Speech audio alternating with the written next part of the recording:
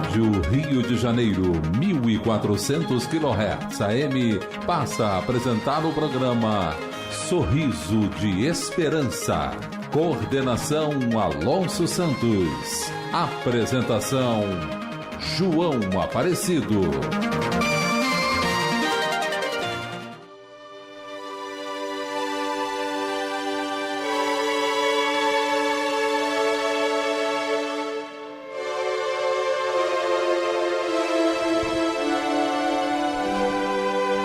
Olá, caríssimos ouvintes, sorriso de esperança para todos. Desejamos muita paz. Para as suas saudações iniciais, Dr. Alonso Santos. Prezados ouvintes, nossas saudações a todos, com votos de paz nos vossos corações. Terezinha Lumbreiras. Queridos companheiros, as nossas saudações carinhosas para todos. Alexandre Santana. A todos vocês que nos acompanham, uma boa tarde.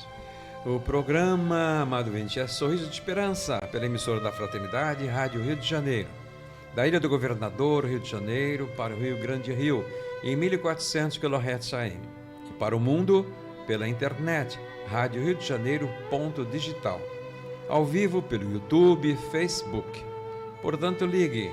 O nosso telefone convencional continua. Qual é, Alonso? 3386-1400.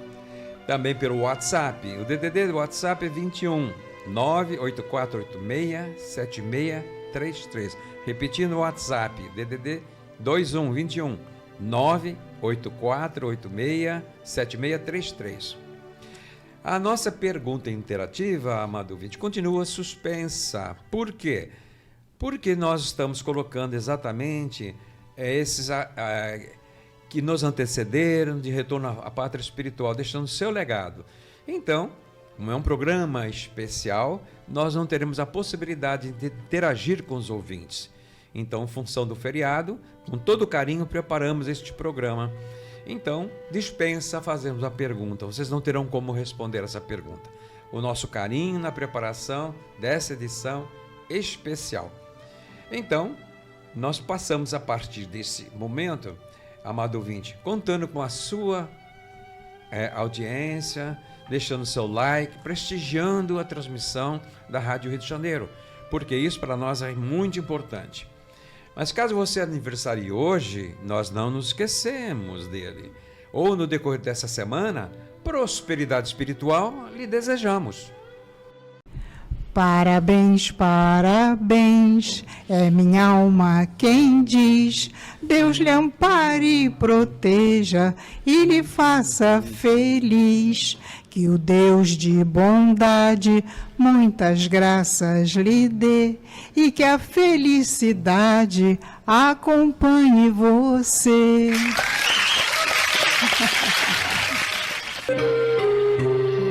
Aconteceu.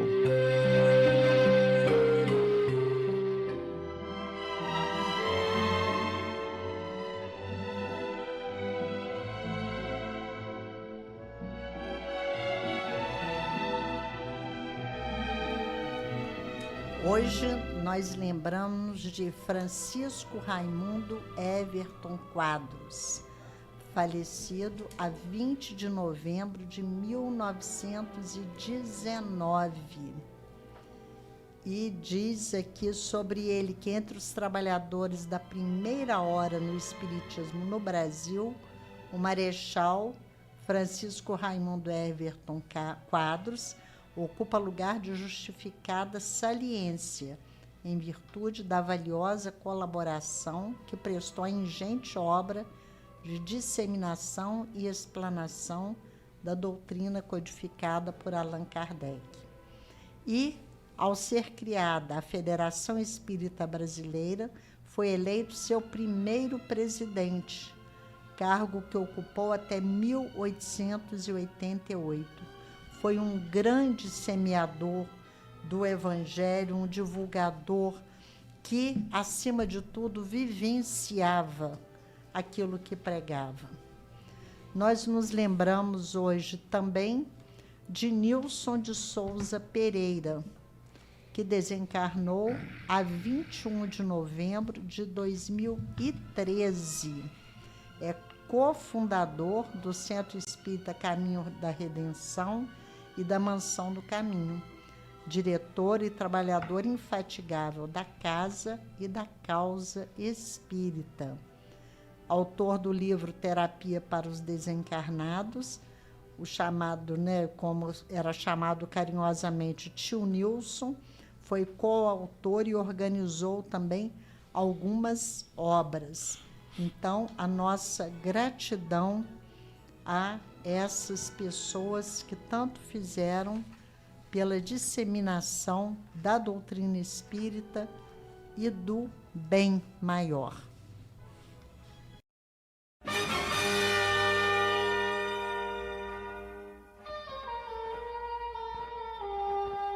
Não te iludas, amigo, por mais se expandam lágrimas contigo, todo lamento é vão.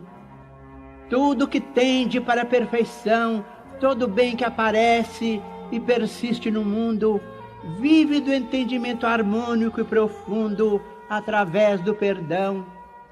Perdão que lembre o sol no firmamento, sem se fazer pagar pelo foco opulento, a vencer dia a dia a escuridão da noite insondável e fria, e a nutrir no seu longo itinerário o verme e a flor, o charco e o pó, o ninho e a fonte, de horizonte a horizonte, quanto for necessário. Perdão que nos destaque a lição recebida na humildade da rosa, bênção do céu, estrela cetinosa, que ao invés de pousar sobre o diamante, desabrocha no espinho, como a dizer que a vida de caminho a caminho não despreza ninguém, e bela, generosa, alta e fecunda, quer que toda maldade se transfunda na grandeza do bem.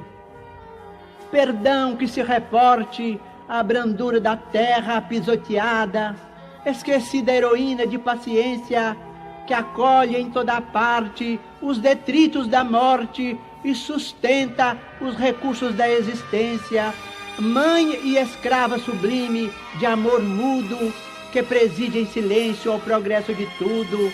Amigo, onde estiveres, assegura a certeza de que o perdão é a lei da natureza, segurança de todos os mistérios. Perdoa e seguirás em liberdade, no rumo certo da felicidade. Nas menores tarefas que realizes, para lembrar sem sombra os instantes felizes na seara da luz, na qual a luz de Deus se insinua e reflete. É forçoso exercer o ensino de Jesus, que nos manda perdoar 70 vezes 7 cada ofensa que venha perturbar o nosso coração. Isso vale afirmar na senda de ascensão, que em favor da vitória a que aspiras na luta transitória é mais do que importante, é essencial, que te esqueças por fim de todo mal, e que em tudo no bem a que te des, seja aqui mais além, seja agora ou depois, Deus espera que ajudes e abençoes, compreendendo, amparando e servindo outra vez.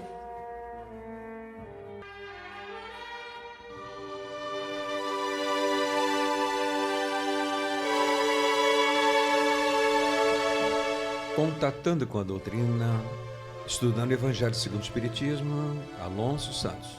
Então, prezados ouvintes, vamos prosseguir nas nossas reflexões a respeito do compêndio intitulado O Evangelho segundo o Espiritismo, que nós sempre convidamos você a participar juntamente conosco dessas reflexões.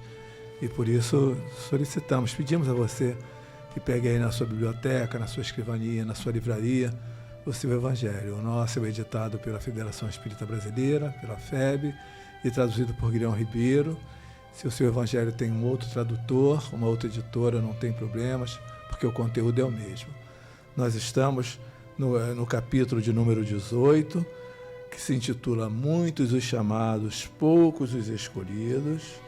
No programa anterior, nós reflexionamos sobre o subtítulo Nem todos os que dizem Senhor, Senhor entrarão no reino dos céus, que foi um convite a que nós procuremos colocar na prática aquilo que pregamos, que ensinamos, a doutrina que nós frequentamos, vivenciá-la, porque senão esse conhecimento se torna em vão. Já o subtítulo de hoje é muito se pedirá àquele que muito recebeu. E ele é baseado em duas passagens evangélicas, uma contida em Lucas e a outra em João. Já se localizou aí, querido ouvinte? Evangelho segundo o Espiritismo, capítulo 18, item 10. Muito se pedirá àquele que muito recebeu. Então ele começa com a passagem de Lucas, que diz assim no item 10.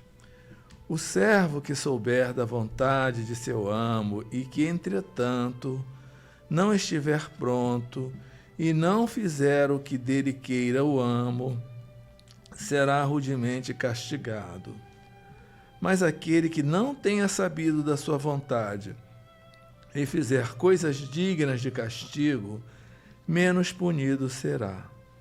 Muito se pedirá àquele a quem muito se houver dado, e maiores contas serão tomadas àquele a quem mais coisas se haja confiado. Essa passagem de Lucas não é para assustar a gente, não, né? Então não vou querer saber de nada, não vou querer estudar, não, que é para eu não ser muito cobrado, né? Não é bem desse jeito, não é, querido ouvinte? Você recebeu muito, então a cobrança é proporcional. E agora nós vamos para o item 11, que é o Evangelho de João, que diz assim: Vim a este mundo para exercer um juízo, a fim de que os que não veem vejam, e os que veem se tornem cegos. Alguns fariseus que estavam com ele, ouvindo essas palavras, lhe perguntaram: também nós então somos cegos? Se impressionaram, né, com o que Jesus falou, né? E Jesus respondeu a eles, né? Se fosseis cegos, não teríeis pecados, mas agora dizeis que vedes, e é por isso que em vós permanece o vosso pecado, né? Tinham consciência do que faziam, sabiam o que era certo e o que era errado, e ainda hoje esses ensinamentos são perfeitamente válidos. Nós temos consciência do que é certo, do que é errado, do que prejudica, do que edifica. Então, as nossas decisões têm, sim, a participação da nossa consciência e do nosso livre-arbítrio. Só que, com a diferença, nós que estamos no movimento espírita, já temos a visão bem mais aprofundada do que os não espíritas. Então, nós temos bem mais recursos do que os outros para acertar, para fazer o que é correto, para melhorar, para progredir. Por isso que muito nos será pedido. Os outros não tiveram essa bênção que nós temos. Então, a você foi facultado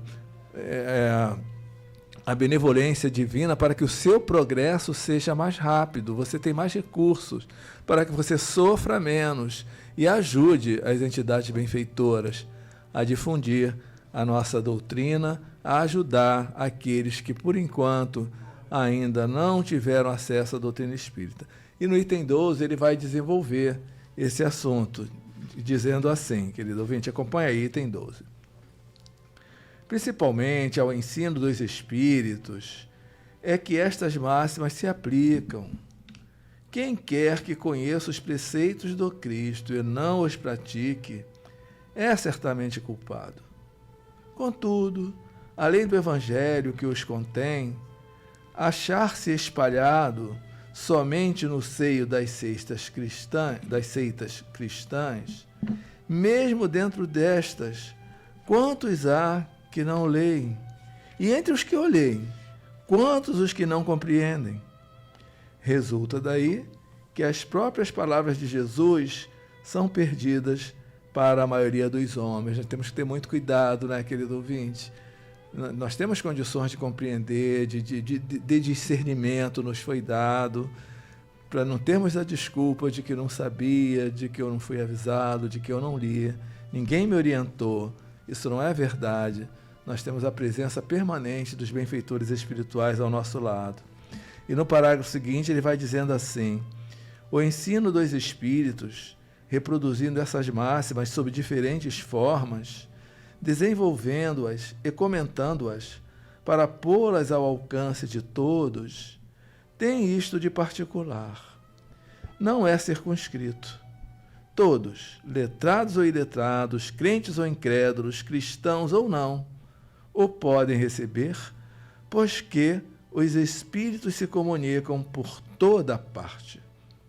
Nenhum dos que o recebam, diretamente ou por intermédio de outrem, pode pretextar ignorância.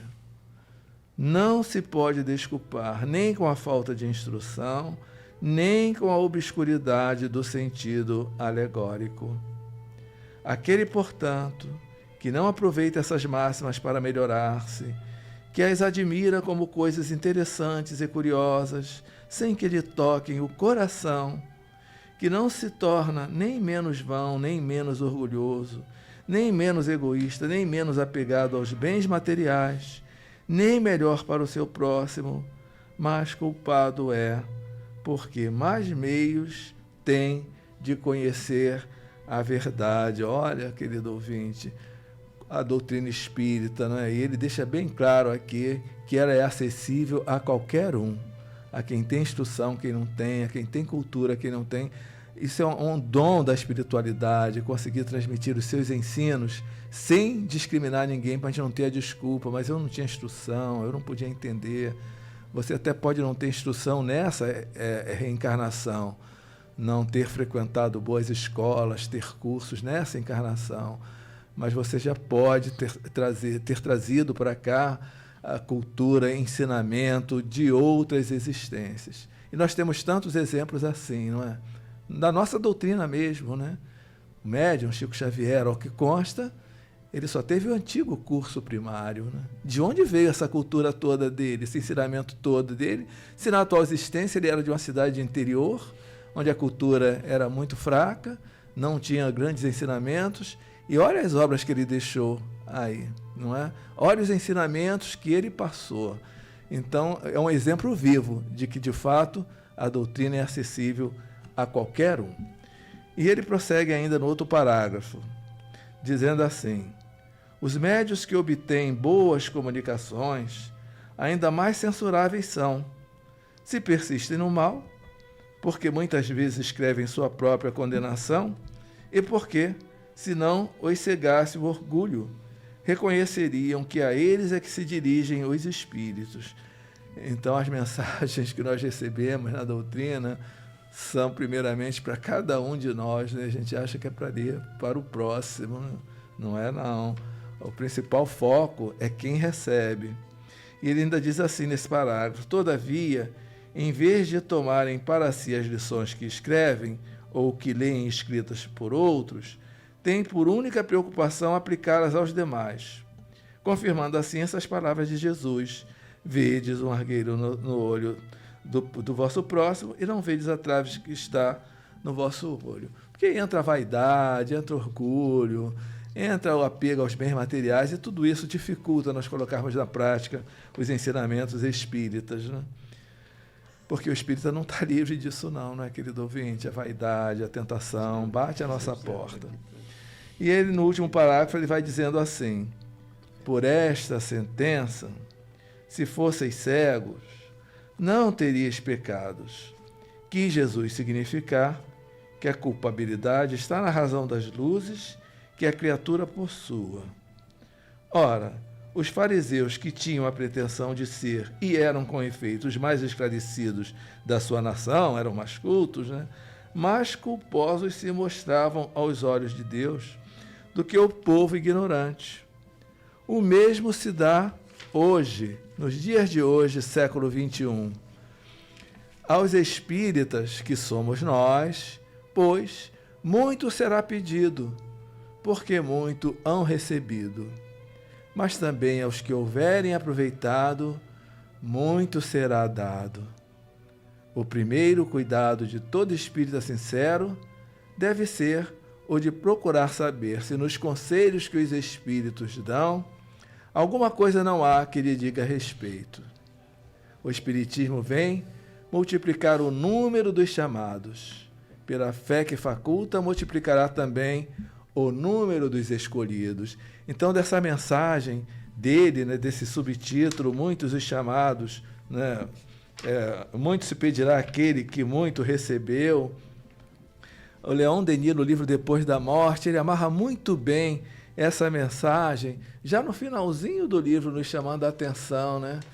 Quando ele nos dá o recado, dizendo assim, né, para nós espíritas: lembra-te de que a vida é curta, e enquanto ela durar, esforça-te por adquirir o que vieste procurar neste mundo, que é o verdadeiro aperfeiçoamento. Possa o teu ser espiritual daqui sair melhor e mais puro do que quando entrou. E agora o recado mais importante dessa mensagem dele, que vale para nós: acautela-te das armadilhas da carne e recorda que a terra é um campo de batalha, onde a todo momento o homem é assaltado pela matéria e pelos sentidos, principalmente os espíritos. A tentação bate forte para desvio de conduta. Por isso veio esse alerta de Leon Denis, que vem de encontro à mensagem do programa de hoje, para a gente ter muito cuidado, porque é claro que a treva vai focar sempre para tentar desviar, tirar você desse caminho da luz. Então está aí a mensagem para a nossa reflexão. É sempre tempo, né, de se corrigir os equívocos, os erros e seguirmos adiante. João. Vamos fazer um pequeno intervalo. Não saia daí, nós já retornaremos. Lar de Teresa. Reuniões públicas. Na sede, Avenida Nossa Senhora de Copacabana, 709, quinto andar. Manhã, quarta-feira, 8h30. Tarde, sexta-feira, 16h. Noite, quarta-feira, 19h30. Núcleo Paulo e Estevão. A Rua Rodolfo Dantas, 97, Loja Térreo, Copacabana. Manhã, terça-feira, 8h30. Tarde, 14h, segunda, quarta e sexta-feira.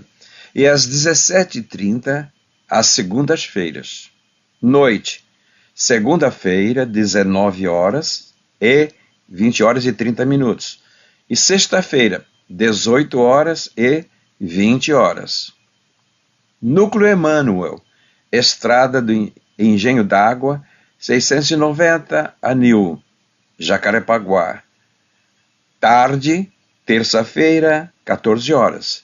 E a reunião da noite, às quartas-feiras, continua sem previsão.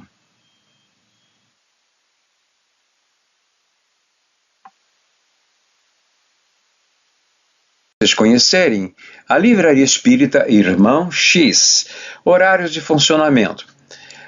A nossa Livraria Irmão X está localizada no núcleo Paulo Estevão, na Rua Rodolfo Dantas.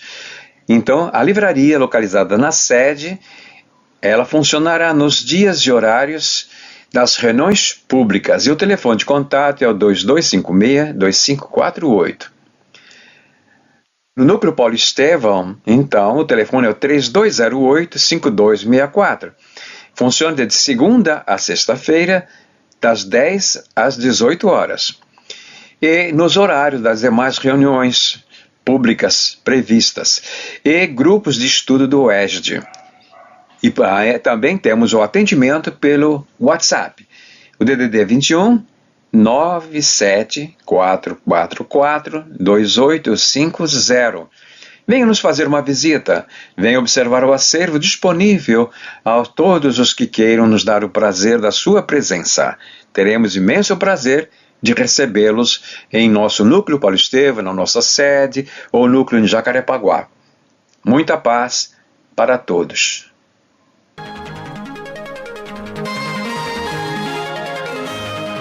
Estamos apresentando o programa Sorriso de Esperança. Coordenação Alonso Santos.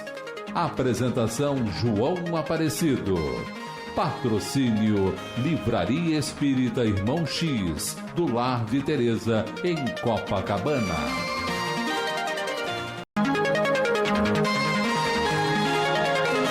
Voltamos a apresentar Sorriso de Esperança. Coordenação Alonso Santos. Apresentação João Aparecido.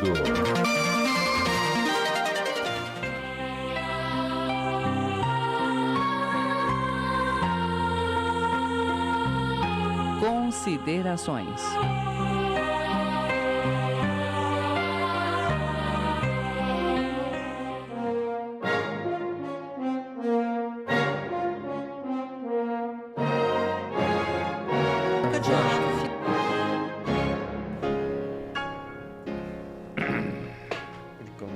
Já colocou.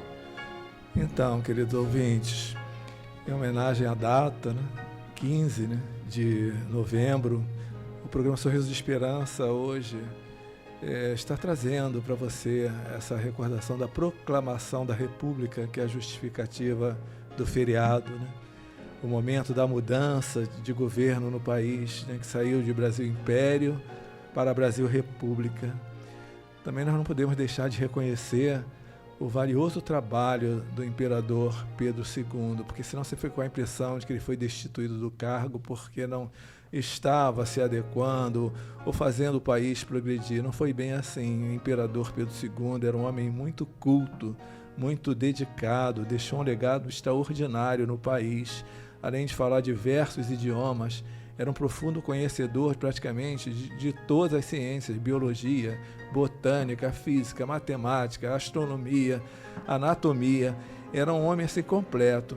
E o legado dele foi tão forte que a maior floresta urbana daqui do Brasil, ou até da América do Sul, foi plantada por ele, que é a Floresta da Tijuca. A visão ecológica de Pedro II, extraordinário. Os conflitos começaram em função da idade dele avançada, e ele não tinha filho homem, tinha 3 filhas, e isso começou a gerar preocupação de quem seria o herdeiro dele, já que não tinha filho homem. E a filha mais velha dele, que era a princesa Isabel, ela era casada com um francês, e isso gerou preocupação dela assumir e, na verdade, o Brasil cair nas mãos do marido dela, que era francês, o Conde D. E se estavam querendo tirar o Brasil do domínio de Portugal, seria só uma mudança, ia sair do domínio de Portugal e poderia cair no domínio francês. Então, esses fatores todos, essas preocupações todas, e começou a ocorrer insatisfação em vários estados do Brasil, a começar por Pernambuco, depois para Minas Gerais, com a Inconfidência Mineira, e isso começou a inquietar, a dificultar o trabalho de Pedro II como imperador do Brasil. Então, só para lembrar aqui a vocês, a proclamação da República Brasileira, também referida na história do Brasil como golpe republicano ou golpe de 1889, foi um golpe de Estado político-militar, ocorrido em 15 de novembro de 1889, que instaurou a forma republicana presidencialista de governo no Brasil, encerrando a monarquia constitucional parlamentarista do Império e, por conseguinte, destituindo o então chefe de Estado, o imperador Dom Pedro II, que em seguida recebeu ordens de partir para o exílio na Europa. A proclamação ocorreu na Praça da Aclamação, que é a atual Praça da República, na cidade do Rio de Janeiro, onde hoje está lá o chamado Campo de Santana, então capital do Império do Brasil, quando um grupo de militares do Exército Brasileiro, liderados pelo Marechal Manuel Deodoro da Fonseca, destituiu o imperador e assumiu o poder no país, instituindo um governo provisório republicano que se tornaria a primeira República Brasileira. Então, Manuel Deodoro da Fonseca foi o primeiro presidente republicano. Mas a gente sempre confronta, essa história do Brasil real também com a espiritual. Isso tinha uma programação espiritual, não foi só o desejo dos homens, não. Pedro II cumpriu o que foi programado para ele do ponto de vista espiritual e cumpriu com honra ao mérito. Não é só o legado que ele deixou em educação, já foi um legado extraordinário. Sua missão estava cumprida ali. Dali o Brasil precisava seguir um outro caminho, um outro rumo, através da proclamação da República. E desses antecedentes, né, a gente pode ver aqui que o movimento de 15 de novembro de 1889, ele não foi o primeiro a tentar instituir uma república no Brasil, embora tenha sido o único efetivamente bem-sucedido, né? E, segundo algumas versões, teria contado com o apoio tanto das elites nacionais e regionais, quanto da população de um modo geral. Então, uma série de fatores começam a acontecer que não era nem tanto partindo do imperador ou da família dele. A própria assessoria, as próprias pessoas que o circundavam, que o trabalhavam, começaram a ter condutas que divergiam da filosofia de trabalho de Pedro II. E isso realmente acaba enfraquecendo, né, o trabalho dele, porque ninguém consegue governar sozinho. Se a sua assessoria não compactua com os seus propósitos, com os seus ideais, isso fica muito difícil de você levar adiante. E foi o que, de fato, acabou enfraquecendo o trabalho dele, prejudicado. E o que levou, não é, a população brasileira, sobretudo os militares da época, a tomarem essa decisão, que muito turbulenta, né? Isso, além dessas revoluções que aconteciam nos estados, começou também a ter os problemas das guerras, Guerra do Paraguai, Tríplice Aliança, e utilizaram os escravos, né, os negros, para participarem desse trabalho. E após a vitória nessa guerra, não se cumpriu o prometido, que era a carta de alforria para esses negros. Então vem toda assim uma pleiade de situações que deixou realmente o imperador Pedro II vulnerável. Mas, conforme já falamos aqui, isso obedecia a uma programação espiritual. E essa república prossegue até os dias de hoje. E o Brasil vai seguindo o seu caminho de acordo com a programação divina, e, de fato, a proclamação da República foi um fator importante nesse destino do Brasil, que no futuro virá a ser o coração do mundo e a pátria do Evangelho. Nós temos também a homenagear a nossa querida bandeira nacional, que é um dos símbolos nacionais, e nós temos ali, como vocês podem observar, para aqueles que não têm a visão do que está acontecendo, estão no radinho, explica a sequência desse símbolo desde a sua criação. A primeira bandeira, datada de 18 de setembro de 1822 até 1º de dezembro de 1822, é a bandeira imperial do Brasil, com seus símbolos. E aí vem na sequência a bandeira já modificada, que data de 1º de dezembro de 1822 até 15 de novembro de 1889, já sofrendo também modificação. Foi a bandeira utilizada até a proclamação da República.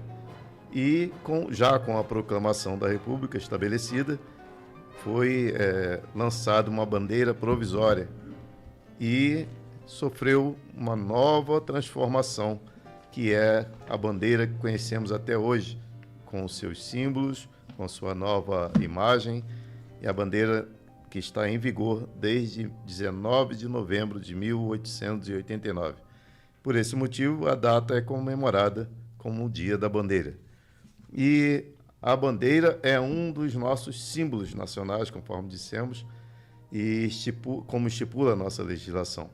A atual bandeira foi criada por meio de um decreto assinado pelo presidente provisório, que assumiu a proclamação da República, após a proclamação, e cada item na bandeira tem um significado distinto. E aí, mais à frente, nós sabemos que esse nosso presidente provisório foi Marechal Deodoro da Fonseca, que oficialmente apresentou essa bandeira no dia 19 de novembro de 1889, adotada por meio de um decreto, por esse nosso querido irmão. O decreto determinava a permanência das cores e as mudanças que aconteceriam na bandeira. Considerando que as nossas cores da bandeira antiga recordaram as lutas e as vitórias gloriosas do Exército e da Armada na defesa da pátria, considerando que essas cores, independentemente da forma de governo, simbolizavam a perpetuidade e integridade da pátria entre as outras nações.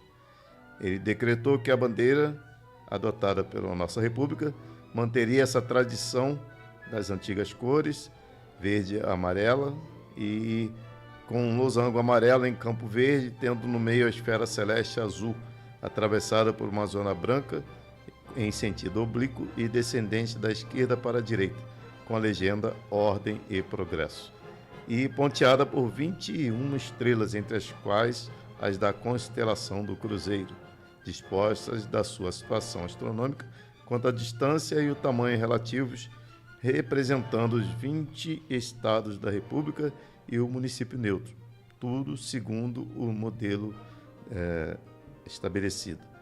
E, claro, sofreu uma nova transformação recentemente, em 1992.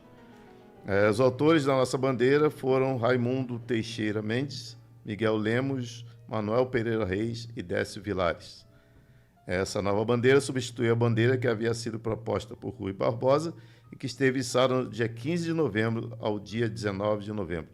As grandes mudanças da nova bandeira brasileira e a bandeira do período imperial foram o losango amarelo, que teve seu tamanho redimensionado, o símbolo de armas do Império que estava no centro da bandeira foi substituído pela esfera azul republicana, e no centro da esfera foi adicionado um lema positivista escrito Ordem e Progresso. Esse lema foi inspirado em uma frase de Auguste Comte. Foram adicionadas estrelas brancas como representação dos estados brasileiros. Atualmente, a nossa bandeira e outros símbolos nacionais, como o hino, as armas nacionais e o selo nacional, estão normalizados por uma lei 5.700, de 1º de setembro de 1971. João.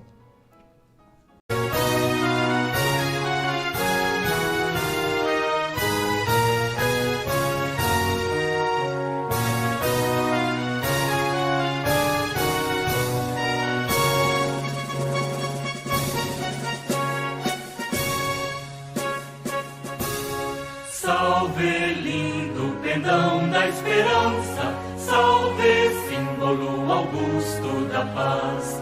Tua nobre presença, lembrança, a grandeza da pátria nos traz. Recebe o afeto que se encerra em nosso peito juvenil, querido símbolo da terra, da amada terra do Brasil.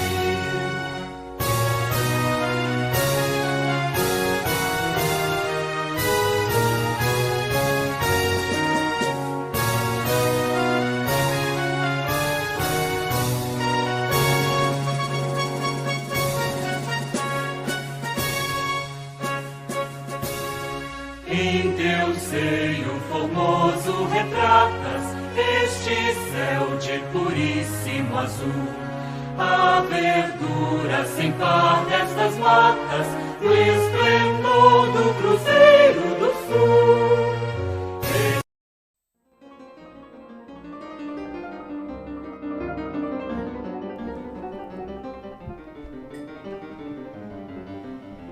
Então, Alonso falando da parte física, material, e fez a referência à parte espiritual que Humberto de Campos, espírito, trouxe para nós no livro Brasil, Coração do Mundo, Pátria do Evangelho, dando uma ideia do trabalho da espiritualidade em benefício da nova pátria.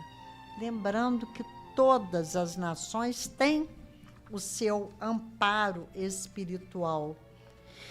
E o nosso está narrado neste livro, que teve a sua primeira edição publicada em 1938. Lembrando que Humberto de Campos foi um imortal da Academia Brasileira de Letras, escritor maranhense, contista, cronista, poeta, ensaísta, uma grande qualificação. E aqui no livro ele vem trazendo leitura espiritual daquilo que se refletiria na nossa vida. Então, ele vem falar das grandes personagens que a espiritualidade mandou para cá para ajudar o desenvolvimento do Brasil, para que nós realmente pudéssemos ser orientados, alavancados nesse progresso. E Ismael diz aqui: a terra é a escola abençoada, onde aplicamos todos os elevados conhecimentos adquiridos no infinito. Nos nevoeiros da carne, todas as trevas serão desfeitas pelos nossos próprios esforços individuais. Então, mostrando que a luta é nossa, somos nós que estamos aqui para batalhar. E Humberto de Campos traz aqui no livro: quanto aos políticos, esses têm uma ordem de ação que não lhes é possível ultrapassar. O tempo e a experiência com a dor, eterna aliada de ambos, ensinarão às suas consciências a lei de fraternidade e de amor, que esqueceram nos dias de fastígio da glória efêmera sobre a face do mundo. Então, nós vamos vendo que só através da fraternidade, do entendimento do amor maior, nós poderemos atingir o estágio de nos dizermos nação civilizada, dignos do Evangelho, do trabalho, do amor do Cristo.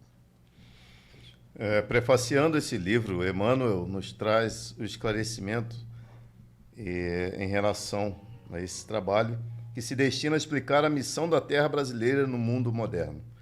E ele se refere a Humboldt, que é um cientista que, visitando o vale extenso do Amazonas, exclamou extasiado que ali se encontrava o celeiro do mundo. O grande cientista asseverou uma grande verdade: precisamos, porém, desdobrá-la, estendendo-a no seu sentido econômico a sua significação espiritual. Ele diz assim: o Brasil não está somente destinado a suprir as necessidades materiais dos povos mais pobres do planeta, mas também a facultar ao mundo inteiro uma expressão consoladora de crença e de fé raciocinada e a ser o maior celeiro de claridades espirituais do orbe inteiro. Nestes tempos de confucionismo amargo, consideramos que de utilidade um trabalho desta natureza e, com a permissão dos nossos maiores dos planos elevados, empreendemos mais esta obra humilde, agradecendo a vossa desinteressada e espontânea colaboração. O Brasil terá também o seu grande momento no relógio que marca os dias da evolução da humanidade. Se outros povos atestaram o progresso pelas expressões materializadas e transitórias, o Brasil terá a sua expressão imortal na vida do espírito, representando a fonte de um pensamento novo, sem as ideologias de separatividade e inundando todos os campos das atividades humanas com uma nova luz. Quem diz isso é Emmanuel no seu prefácio desse livro, né? Você. E Humberto de Campos traz, depois do prefácio, ele põe, intitulado Esclarecendo. Então fala, né, que todos os que vieram aqui, principalmente naqueles primórdios, se encantaram com as nossas belezas, nossas riquezas, que pareciam inesgotáveis.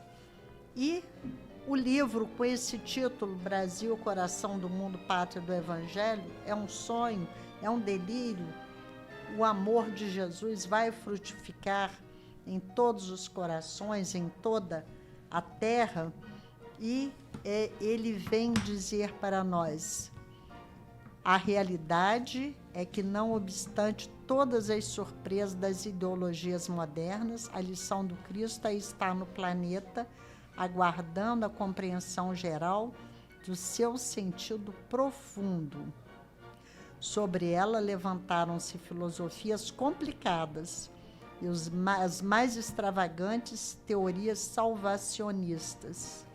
Milhares de livros foram escritos, guerras ensanguentaram o roteiro dos povos, mas ainda não aprendemos a viver o Evangelho.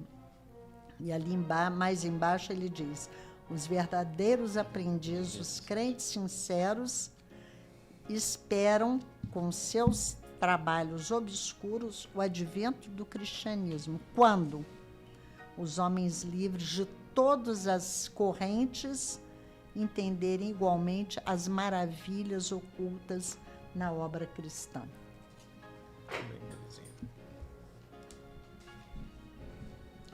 Então nós podemos observar pela história do Brasil e a realidade que nós constatamos com o IBGE, o censo de 2022.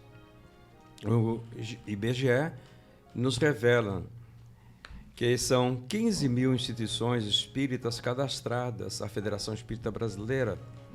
Eram em 2022, nós estamos em 2024. Esse é o resultado que eu tive mais recente acesso.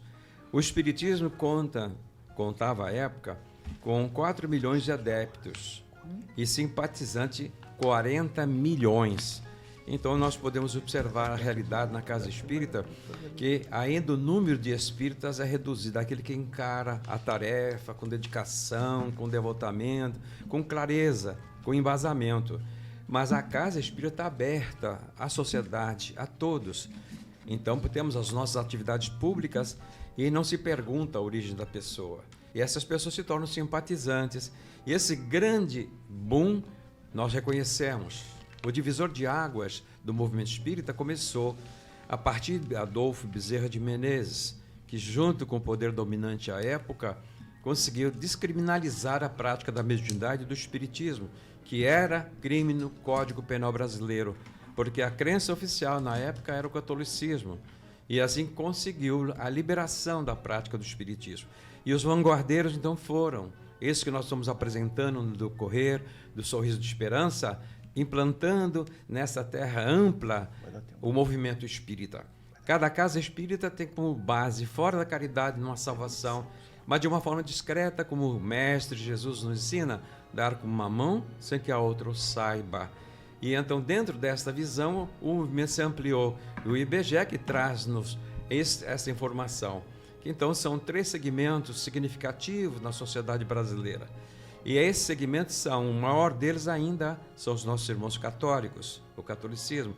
O segundo são os nossos irmãos da Reforma Protestante, os evangélicos. E o terceiro, a doutrina espírita.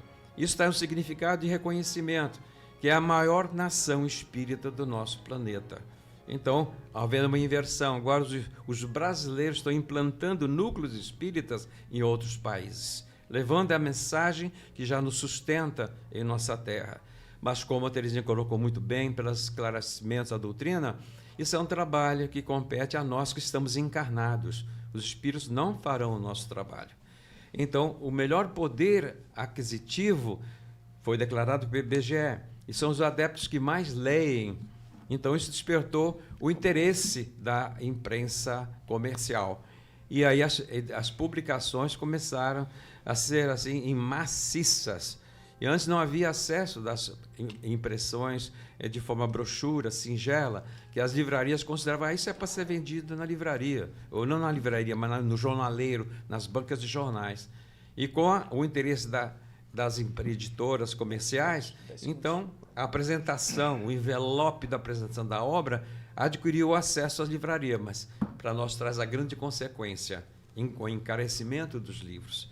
Aquilo que antes era oferecido de uma forma bem acessível, hoje é um preço quase que absurdo, os livros nas livrarias comerciais. Então, nós reconhecemos aí que está o movimento espírita brasileiro, reconhecido, e a partir de 3 anos atrás, também o Congresso decidiu, lá pela liberação das casas, o Legislativo, foi sancionado, publicado no Diário Oficial, o Dia Nacional do Espiritismo, 18 de abril. Isso fruto do trabalho silencioso, dedicado de milhões de pessoas no solo brasileiro.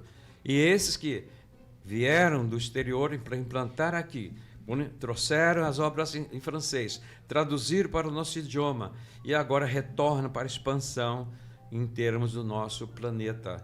Então, o lema continua: fora da caridade não há salvação. Então, nós precisamos da prática da caridade.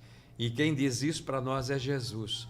Todas as vezes que fizeres um benefício a um desses pequeninos, e a mim estareis fazendo. Ele é o nosso modelo, mestre, modelo e guia da perfeição, como está na questão 625 do Livro dos Espíritos. Meus amados ouvintes, muita paz e muita reflexão sobre a nossa responsabilidade por estarmos habitando o planeta, e estarmos habitando o Brasil, e estarmos integrando o movimento espírita. Muita paz em todos os corações. Acabamos de apresentar, pela Rádio Rio de Janeiro, 1400 kHz AM, o programa Sorriso de Esperança. Coordenação Alonso Santos.